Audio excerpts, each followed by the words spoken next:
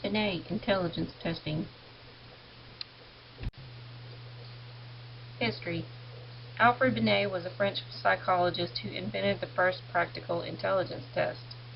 Binet's test was developed as an application of his psychology of individual differences, and it evolved over the course of the 1900s. French education changed greatly during the end of the 19th century because of a law that passed which made it mandatory for children ages 6 to 14 to attend school. The French Ministry of Education needed a way to identify children who were slow learners so they could be given remedial work. Binet and his assistant, Theodore Simon, created a mechanism for identifying students in need of alternative education, which was the Binet-Simon scale. Binet-Simon scale. Binet stressed a remarkable diversity of intelligence and a need to study how it was malleable rather than fixed.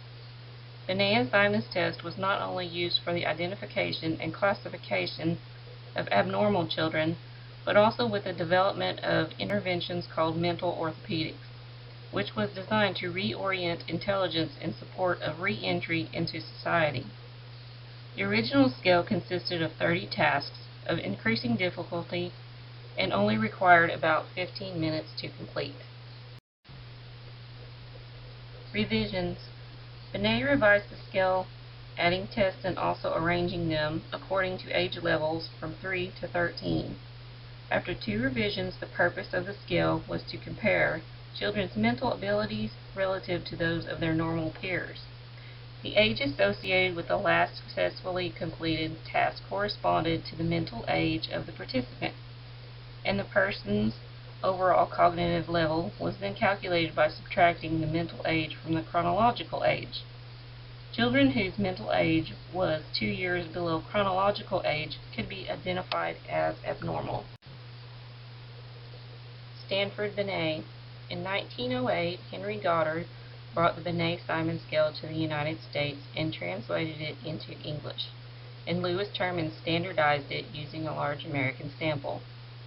The new Stanford Binet was no longer used solely for advocating education for children. Age-graded scales were used to rank populations, norms were created, and the scale's output was thought to be relevant in all places and to all people. The modern Stanford Binet. Today, the Stanford Binet is a battery of cognitive tests that advances the assessment of strengths and weaknesses in the cognitive processes of students who may be evaluated for learning disabilities or giftedness.